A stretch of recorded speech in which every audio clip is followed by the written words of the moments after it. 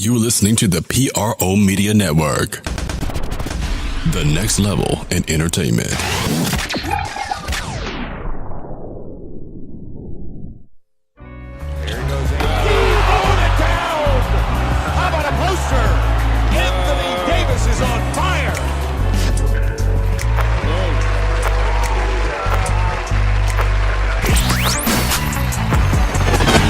You're listening to the Pelicans postgame report on the PRO Media Network for all things Pelicans. You're now listening to the Sports Comas Pelican postgame report on the PRO Media Network. And tonight's show will be coming at you on this February the 6th, 2018 podcast 146. That's right, 146, almost 150 on the podcast. Big ups to the fam. Big ups to the staff, everybody, for making it possible. As we move into this podcast, by giving you a round of applause for joining us. And there it is. I knew it was in there somewhere. Anyway, thank y'all for joining us today. And today's show will be recapping the New Orleans Pelicans blowout loss. I mean, completely blown out of this game to the Utah Jazz at home at the Smoothie King Center, 133-109. We'll break that game down with stats, facts, interviews. Of course, my own breakdowns. Interviews from Coach Gentry and Jrue Holiday as they chime in on what went wrong. And we'll start at the top of the chain with defense. Where was the defense? We'll talk about that. AD played good the first half, disappeared the second half, had 2 points. What did he pulled off his Houdini deal, which I ain't think AD to do, but he was there, but just wasn't a fact in the second half. We'll get into that as well. The Pells, they got a problem. Their ship has a hole in it, no doubt about it, and that hole the ship is sinking very slowly. And I don't know if the administrator said, if you're a statistical person or a person with common sense, you can look at it and see that the team is definitely sinking. They're 1-4 since the DeMarcus Cousins injury, and it seems that we have problems, Houston. They're 1-4. We'll talk about that and what the Pelicans can do to kind of steady the ship, so to speak. Then in the second segment, we'll preview the Indiana Pacers. Of course, Wednesday night, the Pelicans face off in the Smoothie King Center against the Indiana Pacers, who are looking pretty good right now. 30 wins on the season. Victor Oladipo, Miles Turner, Sabonis. That very young squad is definitely playing above what people thought they could. They look good right now. And the Pacers will travel here and meet us in the Smoothie King Center. It'll be a difficult matchup for the Pelicans, as they could not handle the Jazz. Obviously not. Jazz was just smoking hot in this game. But anyway, we'll preview that game with stats, facts, and predictions. We'll give you our predictions on who we think, or who I think, will ultimately end up winning that game as well. And hopefully the Pelicans can find some kind of way to get something going. But anywho, let's get right into it, into the meat and potatoes of the matter, like I always like to say. For the third time this season, the New Orleans Pelicans took on the Utah Jazz. The two prior meetings, the Jazz beat them in the first matchup 114-108. The Pelicans returned the favor in a nice beating, 108-98. And then in Utah, and then the Utah Jazz said, listen, we're going to return the favor. They destroyed the Pelicans 133-109. And this team plays again next month on the 11th for the final game of the four-season matchup. We'll hope the Pelicans hoping that they can at least even the matchup, because to be quite honest with you, they're not beating anybody that's hit them. The Utah's picking up steam. The Clippers are picking up steam. They were able to knock them off, and they've been playing these teams in the Western Conference. And if they don't start picking up the pace, man, and I understand the trades and all that kind of stuff, but they have to they have to keep the pace going. And they're going to have to get players there that can help El Gentry out. They look real small against Utah. Because Rudy Gobert, anybody looks small against that guy. But in that particular matchup, AD was playing the 5. And I think AD played the 5 against Stephen Hunter. Since the DeMarcus trade, he's been pretty much the center. And that wears down on you, man. And I remember a couple of years ago when they were playing Anthony Davis at the center position, and he was getting beat up by bigger guys than him, heavier guys than him every night. To take on a guy like Rudy Gobert, who's just arms and legs, that's a difficult deal, if you ask me, man. Because looking at what the Pelicans were doing in this matchup, as they just look suspect to me. They shot on 50% on the night, which by any imagination, we usually shoot 50% or 50.5% to be precise. You do pretty good, except for when your opponent is shooting 58%. They shot 58.4% against the New Orleans Pelicans. And then they were absolutely lights out from downtown. During at the end of the first half, this team was shooting over 80%. They finished on the game 14 of 21. They hit 14 3-pointers in this game. They shot 67% from down. That is insane. Then they were able to go to the free throw line and hit a higher percentage, in which the Pelicans were 7 of 13 for 54%, which, not only did they outshoot him, say, well, that's just one of those things where they was just hot. They just outshoot shotters. That's how they won the game. We played well in all phases. That's not the truth, because the Utah Jazz out-rebounded the Pelicans 50-41. They beat them there. They beat them on the assist battle 29-24, which they usually do, which the Pelicans usually win that battle. And they evened off the points in the paint at 60-60. So you're not gaining any ground.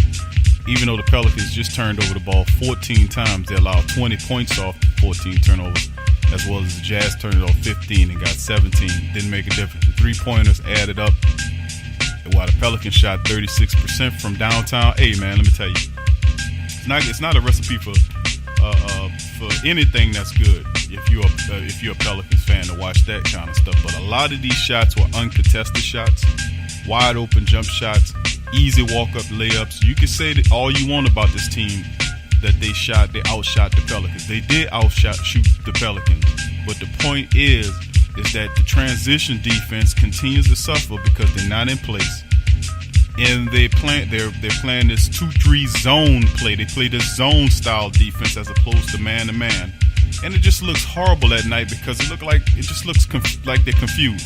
People always go wide open. They just circulate the ball to the guy and find open the guy with open shot. And the Utah Jazz took full advantage of that mess. Switch up your defense. Do something different, man. Just stop running the same crap out there and doing the same stuff defensively.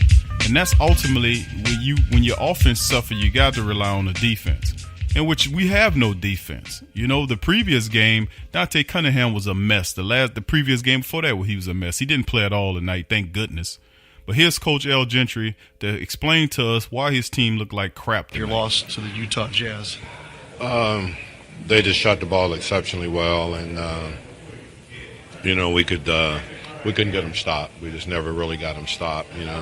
Even when we got back in the game, it was because we just outscored them. We never really got in a situation where we slowed them down because of stops. We just made some shots.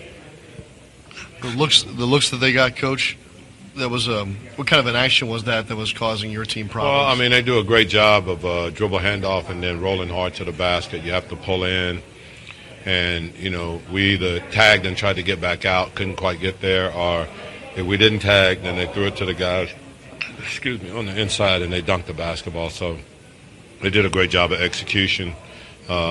We couldn't find a solution for it.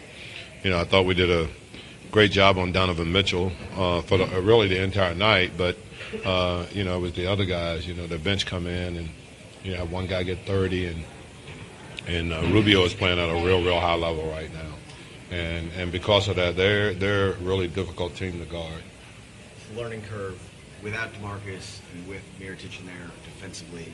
Is it miscommunication or is it energy? No, it's not. It's not miscommunication. It's not energy. That team executes great. Just remember now, they scored 129 against Golden State a few nights ago. So, you're not talking about something that just happened, this game.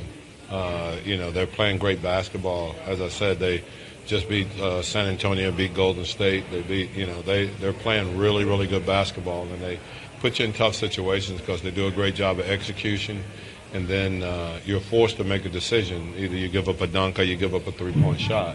It's hard. They do a lot of single-side stuff that causes you to either, like I said, you pull in and you take away the dunk, and they're very good at finding the open three-point guys.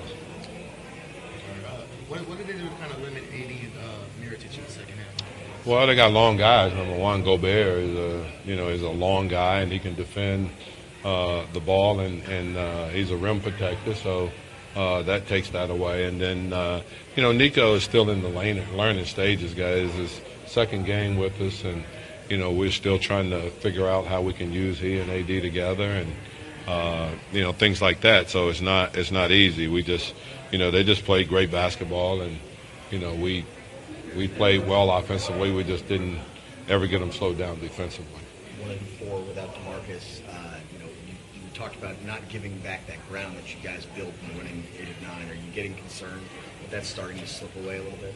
Well, I mean, we played some good teams, and this team is a really good team, and I think you're going to see them, become a factor. But we still got to find a way. We've got to find a way to win games at home. We got to find a way, to continue to play well on the road, and we've got to find a way to stay in the playoff race. It's no mystery. That's Coach Gentry, head coach of the New Orleans Pelicans, telling you off top. We know Utah's a long team. We know Utah could shoot. You knew they could shoot when they faced off against San Antonio Spurs. They looked good against them. When they faced off against the Golden State Warriors, they looked good against them. And, of course, they shot us out of the gym. But you didn't have to help them, New Orleans Pelicans, giving them wide-open jump shots. Utah shot 58%. That's 52 of 89 from the field, including 14 of 21 for 66% from three-point range. Might as well say 67. New Orleans was just 8 of 22 for 36% from long range. New Orleans only held the lead once on the opening basket, 2-0, leading 13 seconds into the game. Utah tied the game 50 seconds later and took the lead for good on a Derek Favors 3. Utah opened the game with a 23-8 run, and they had it ever since. Trailing 60-49 with about 3 minutes and 34 seconds remaining in the first half. New Orleans closed the second quarter on a 15-2 run. Holiday hit a three-pointer with 3 seconds remaining, and it appeared the deficit would be 3 points at half, but Rodney Hood connected with a 34-foot at the buzzer. It was all gone. One of 4 triples on the night to give Utah a 70-64 edge at the break. It was just that Rodney Hood absolutely murdered the Pelicans tonight. And I'm just, I don't know if Dale Dempsey sees that guy, but that's one of those guys maybe you could kind of put him on the radar perhaps. How about Dwayne Dedmon, the center for the Atlanta Hawks? They're looking to move him. You need a big old center that's a 7-footer that can defend the paint. Dwayne Dedmon, man, think about that name. The Jazz opened up the second half lead on a 14-2 run to push their lead to 84-66 with 7 minutes and 13 seconds remaining in the third, and will hold a double-digit lead the rest of the way. Anthony Davis and Nikolai Mirotic shot a combined 0 of 10 from the field in the second half. They were on absolute shutdown. AD had 2 points in the second half. Rodney Hood off the bench gave 30 points in his third highest total for an opposing reserve player in Pelican history. He made good on it. 30 points off the bench for Hood.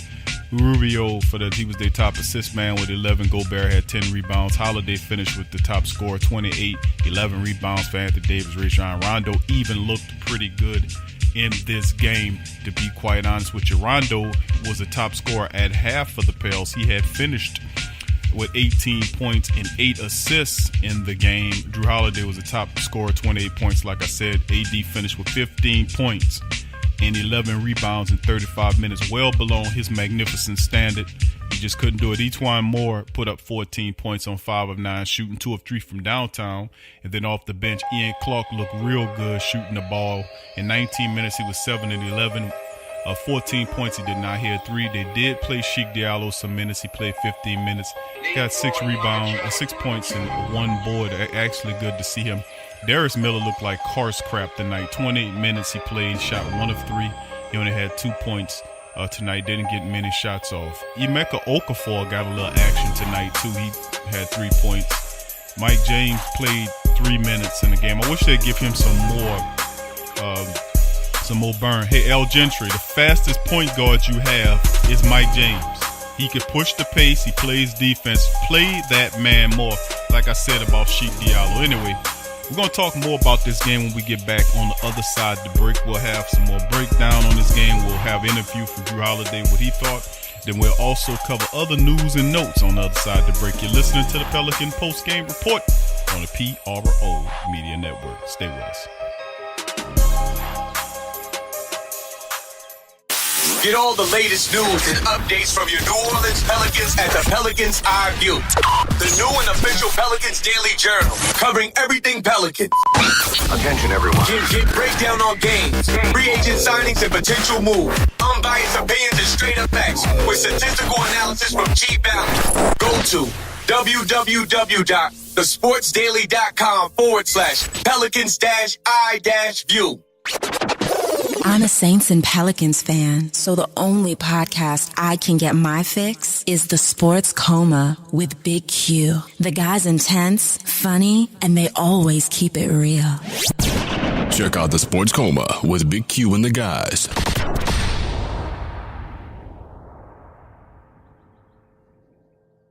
What's up, sports world? This Big Q from the Sports Coma with Big Q and the guys. Talking to you about the website, theposhlifestyle.com. That's right, theposhlifestyle.com. A great website where you can get great products at great prices. They sell organic herbs, vitamins, supplements, water filters for your home, EMF and cell phone radiation protection, healing magnetics and healing crystals, personal protection devices like cell phones, stun guns, and mace sprays, organic deodorants, shampoos, soaps, toothpaste, and more. They also sell 10A grade Brazilian hair. 10A music is available now. All kind of the latest downloadable mixtapes. So what are you waiting for? Head on over to theposhlifestyle.com. That's The Posh Lifestyle, life spelled with a Y, LYFE style.com. Put in The Sports Coma for the 10% discount on your purchase. It's a win-win. So get your mind and body right with The Posh Lifestyle. Forget ESPN or Fox. Get straight sports talk from the Sports Coma with Big Q and the guys.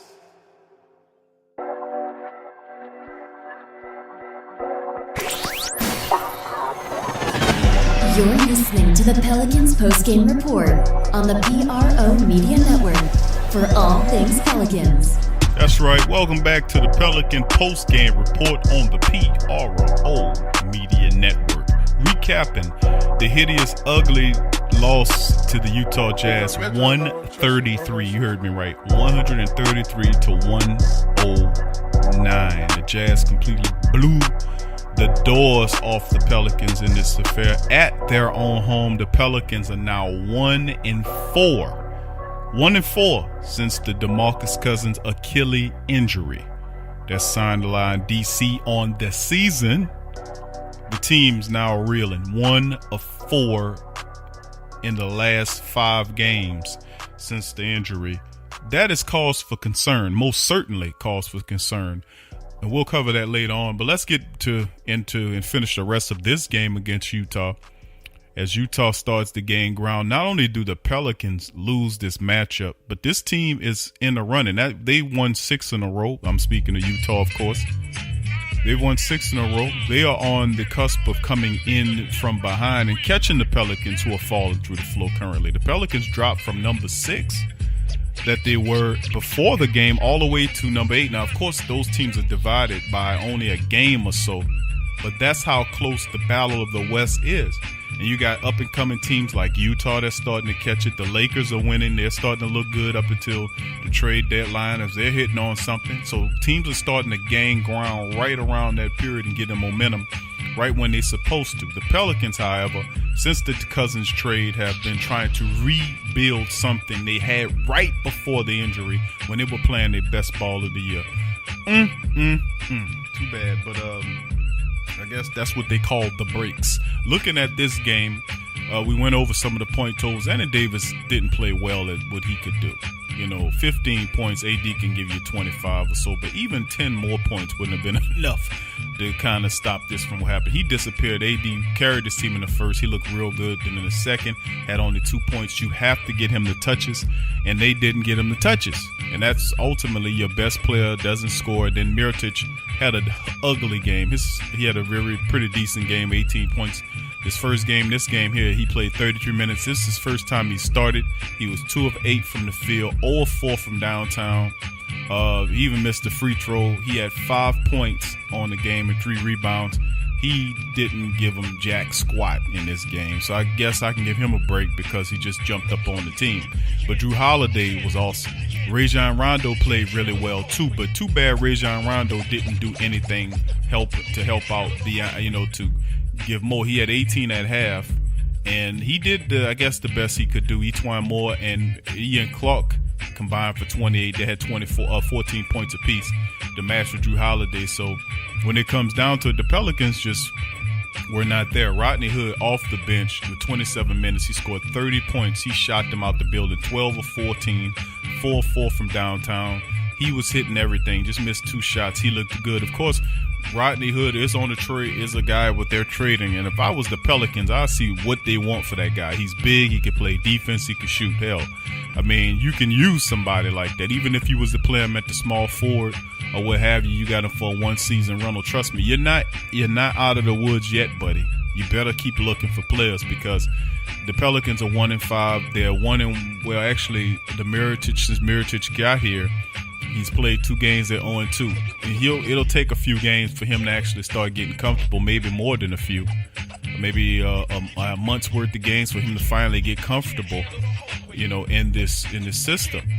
Looking at what the Jazz did before we shut the book on this game, Marco Rubio had 20 points in this game and 11 assists. He had a double-double. How can Marco Rubio have 20 points in 11? I'm not playing down Marco Rubio because he had a big game, 30-something points not too long ago. But I'm saying if you're Rajon Rondo or Jrue Holiday, you guys could stop Rubio. Rubio got a bevy of easy layups getting to the basket easily. The Pelicans allowed him to put up 20 points, and assists was able to get other players going. Rudy Gobert had 19 points and 10 rebounds in the game.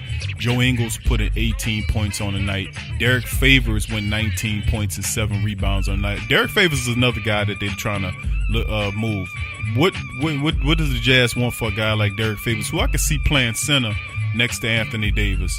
I mean, it's just interesting when I see these guys and other teams of the roles, what they can do for your team. But anyway, that's the underlying issue with the Pelicans again in this game against this team, Utah. Now they, of course, dropped to a 28 and 25 is what the record is now. Oh man, ugly loss by the Pelicans, man. Real ugly loss because that team's chasing you. You never want to lose those kind of games. It's a 28-25 record, and they'll face off against the Pacers, who next up Wednesday night, 30-25. We'll preview that in a few minutes, but let's get to the topics beyond this game. Elvin Gentry and Nikolai. Let's look at it like this: the blowout loss to Utah. And we did what we did with that. And before we get to the defensive talk, let's hear what Jrue Holiday has to say, because I know he had something to chime in after this loss. He was the top scorer. Let's see what Jrue had to say about this loss. I think we tried to be aggressive defensively, and I think the system just ran really well and didn't really miss much from the three-point line, and then getting to the paint, I think they kind of controlled the paint too. So I don't think it was a lack of effort. You guys lost 4-5 without DeMarcus. Is there any concern of just giving it back and everything you guys kind of gained in that hot stretch here? I don't really think we're not thinking like that. It's more so trying to figure it out with the pieces that we have. Obviously, we have a couple new additions, so to be able to fit them in and get comfortable with that. So, yeah, it's something about these purple jerseys. But. Was any of it kind of just still figuring out how to work AD and Mirotić together in that front-court combo? I mean, I think they did a good job. I think we missed a lot of easy shots, but offensively for them, and they weren't missing. That could be discouraging. I thought we came back in at the beginning or at the end of the second half, but they came out red hot again. They know what I'm talking about. Is it a communication issue? Is there anything like that that's cropping up just with so many new pieces and a new kind of defensive outlook? Nah, I think they played well. I think they played extremely well, especially with the system. That's Jrue Holiday breaking it down, talking about the energy and all this kind of stuff. The reality of the situation is this team is not very good defensively. That's the obvious thing. And right before the injury, they started to really look differently on defense, so to speak. They were doing some things differently on defense. I have to give them credit for that. They were actually getting block shots, and then off the block, they'll run up the court and score the basket. This game, this time around, I don't know, man. I mean, you have Mirotić. You bring in Mirotić. And Mirotić will help you out defensively. They re-signed Emeka Okafor for a 10-day period to be a center, I guess a big presence. Although I would say go get someone like Dwayne Dedmon or something like that. Maybe a center who can actually run and move, that can run and play defense. A guy like that perhaps. But you look at some of the things that this team did, and the defense was a problem. Walk-up lebs by Marco Rubio. Like I said, he had 20 points, 20-something odd points, and 11 assists. How you let Marco Rubio, who he had a couple of deep, wide-open three-point shots, but he got to the basket really easy. And Marco Rubio is not faster than any point guard that you have. Even Rajon Rondo is still quick enough to stay in front of a guy like Rubio. So I mean, he's not a blazer. To get to the hoop like some guys like a John Wall or something. I mean, come on now. He got to be one of the slowest point guards in the league. But, yeah, he was able to get to the basket in rapid procession and then were able to damage the Pelicans, even throughout 11 assists to get other people involved in the offense that pretty much did it. The transition defense continues to let the team down constantly. Bottom line. And until you commit to play serious defense, not Jrue Holiday. I got to give Jrue Holiday credit. The last few games, he's been having his hands full, and he's undersized too, playing against guys a lot bigger than him. And I have to give him credit. He does a terrific job against some of these guys. Hell, he was guarding Paul George not too long ago. Come on. But Jrue Holiday to me is the best guard they have in terms of defensive guard. Now, he's a good two-way nonetheless. He put up 21 in this one. Anthony Davis looks to me tired. He looks fatigued, man. That's what I see. That's why he disappeared in the second half. He's fatigued. He's battling Rudy Gobert the last few games. He's been at the 5 position. I know Anthony Davis hates playing the 5, and battling against guys like Stephen Hunter and DeAndre Jordan and guys like this guy Rudy Gobert. Come on, man. But he understands they don't have any viable center option right now, so he has to play the 5. He has to pick up the slack there, and that's too bad. 1-4 since the DeMarcus Cousins injury. We know that 1-4, and guess what? It won't get any easier. You have Utah; they're a pretty good team that you'll play Wednesday night, and then you go on a 3-game road swing against Philadelphia and Ben Simmons, against Brooklyn, where you might be able to get a win out of them, and a new powered up Detroit team that's smashing everything in front of them, totally undefeated since the Blake Griffin trade, and then totally revitalized the team. And they basically, what Detroit is doing is mimicking what New Orleans did, which was get the center, they got Drummond, and they get the power forward, all-star power forward, in which Blake Griffin, and that kind of mimics a smaller scale the AD and Boogie type system that that we see. So that's the first team, New Orleans style Pelican team, clone team, but it's working for them, and you're gonna see those guys. So that's a tough 3-game road stand, and even though you can give them the Brooklyn game, you got to go up there and take it. We just have to monitor, man, to see what it is and how it is, because it's difficult right now. I'm just not gonna tell you. I'm just gonna tell you the truth. Okay, let's move forward. Let's preview the matchup against the Indiana Pacers. Of course, the Pacers. They're 30 and what is this team? I think 30 and 25. 30 and 25 is the Pacers record. Now, this game here. Of course, we know the Pelicans did lose to Indiana the first time. I think it was. Yes. They lost the first time. No, yes. Yeah, well, that's been a while ago. This is the first time they're meeting up. But New Orleans has lost 12 of its last 15 matchups with Indiana, including 10 straight from 2011 to 2016. Very tough team to beat in that time. In their first performance, a meeting of the season, New Orleans erased a 14-point deficit to claim the win. Anthony Davis and DeMarcus Cousins together recorded 13 points and 10 rebound performances. Both of them combined for 60 points and 20 rebounds together, with Davis posting 37 and 14 and 4 assists and 2 blocks. Cousins had 32 and 13 with 6 assists and 2 blocks. Just a monster duo. Too bad we just couldn't get we just overplayed those guys. 6 Pacers finished in double figures, including all 5 starters. Miles Turner led Indiana with 21 points, 12 rebounds. After shooting 63, almost 64% from the field, including 41%, almost 42% from deep in the first half, Indiana was held just to 14 of 46 for 30%, including in shooting after halftime, including the fourth 12 performance from deep. That's 33%. New Orleans set a franchise record with 21 steals against Indiana back in January of 2016.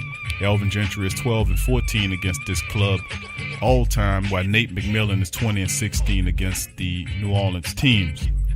Now, looking at a couple of these things between these guys, there are a lot of connections between the two. You got Nate McMillan. He coached the Pelicans. Dante Cunningham while he was in Portland. Of course, Nate McMillan is the father of assistant coach Jamil McMillan, who's assistant coach with the Pelicans. Solomon Hill spent his first 3 professional seasons from 2013, 2016 in 169 regular season games. He averaged 6 points, 3 rebounds, and a point and assist and a half a game. And we'd be readily happy to send you back to Indiana if they would take you. Pelicans, Etwan Moore is a native of East Chicago, Indiana, and played basketball at Purdue in Lafayette, Indiana. Pacers Thaddeus Young, a native New Orleans, has moved to Memphis, Tennessee when Young was in grade school. Monte Ellis and L. Jefferson both hail from Mississippi. Ellis attended Ladner High School while Jefferson graduated from Prentice. Pelicans, Rajon Rondo and L. Jefferson were teammates in Boston from the 2006 to 2007 season. DeMarcus Cousins and Darren Collison were teammates in Sacramento. Collison, originally drafted by the Pelicans 21st overall in 2009, appeared in 76 games. He averaged about 12 points a game, almost 6 assists a game. He was an excellent little live point guard. Him and the other fella, I forgot that went to Sacramento too. Marcus Thornton. Those are 2 really excellent picks. Too bad they got rid of those guys so soon. Pelicans head coach Alvin Gentry served as associate head coach of the Clippers in 2013-2014 when Collison was a member of the team. Lance Stevenson appeared in 6 games for New Orleans during the 2016-27 season. He had about almost 10 points a game, 5 assists, and 3 rebounds. When he got hurt, the Pelicans said, you know what, we're gonna release you, but when you get healthy, we're gonna sign you back. No such thing. Dell Demps never resigned that man. He should have resigned that man for what he was doing. He brought good defense. He played. He could shoot the 3. He was a good ball handler. He's a little crazy, but so are most good guys are crazy. Remember Ron Artest? Come on now. But anyway, let's move forward here. Now with the Jazz, what the Indiana Pacers bring to this matchup is that the Pacers are not one of those bunk garbage teams that you have to look at and say, hey man, this team is going to be a cakewalk. No, they're not going to be a cakewalk. Most certainly they aren't. They're a pretty good team, although they did lose to Washington the other night, 111-102. But in the last 5 games, they are 3-2. they're playing 3-2 as opposed to the Pelicans are absolutely not playing good at well since since when he got hurt against Houston. DeMarcus Cousins got hurt against Houston. This team is 1-4 the last 5 games. Looking at some of the statistics in the matchup, the New Orleans Pelicans average almost 111 points a game while giving up 111, shooting 58.5% from the field, rebounding at 43 rebounds per game, giving about 26 assists per game, 5 blocks a game, almost 8 steals per game, and they've currently on a 2-game losing streak, 5-5 the last 10 games.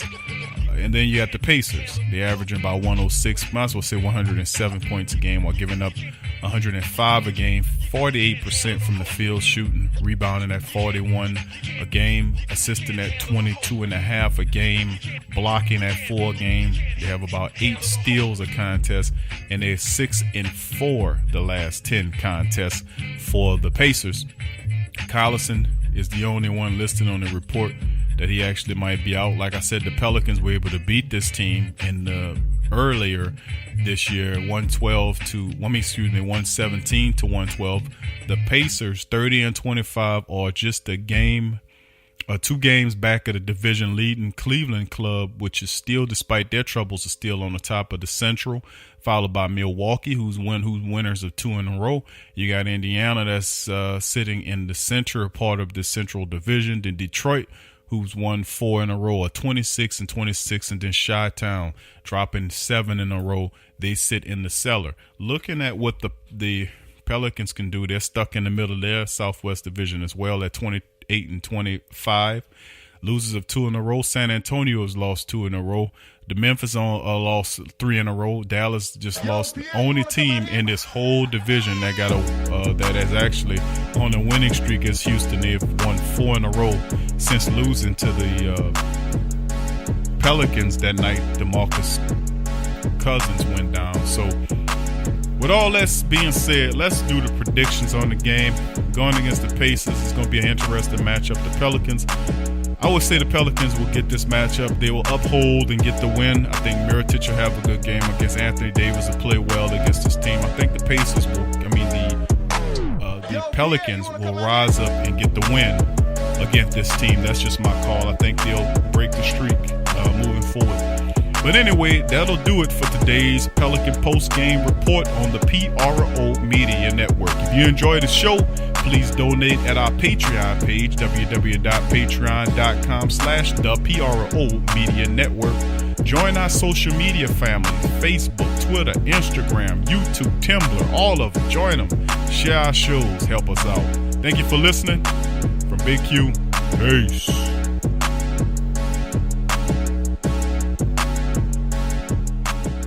Forget ESPN or Fox. Get straight sports talk from the Sports Coma with Big Q and the guys. What's up, world? This is DC from the Sports Coma with Big Q and the guys. Have you ever been sitting in front of your computer screen, or in traffic, tired, lacking energy, feeling drained? Did you know there are electromagnetic fields or EMF waves all around you that cause this disease? Get it? Dis-ease? Luckily here at Posh Lifestyle, you can get your EMF protection. They have pendants, the shell-dyed bricks, cubes, and pyramids. Check out the PoshLifestyle.com. That's life spelled with a Y. PoshLyfestyle.com for all your health needs. So get your mind and body right with a Posh Lifestyle. Clear, clean, great-tasting filtered water. We're all thirsty for it. But in the U.S. alone, an estimated 2.5 million plastic bottles are added to the environment each year in search of the perfect drink of water. There has to be a better solution, and there is. Crystal Quest, a leader in the manufacturing of water filtration technology, has been providing clean, drinkable water for 20 years. With a deep commitment to providing the highest quality products and excellent customer service, Crystal Quest has been recognized by such leaders as Consumers Digest, Dr. Oz, and Colin Ingram's The Water Drinking Book.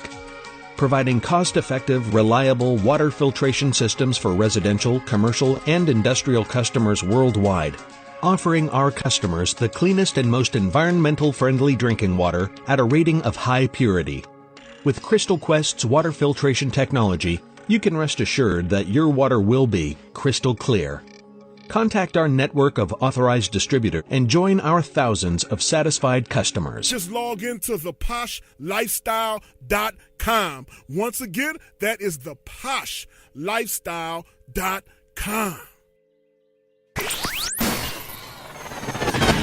You're listening to the Pelicans postgame report on the PRO Media Network for all things Pelicans.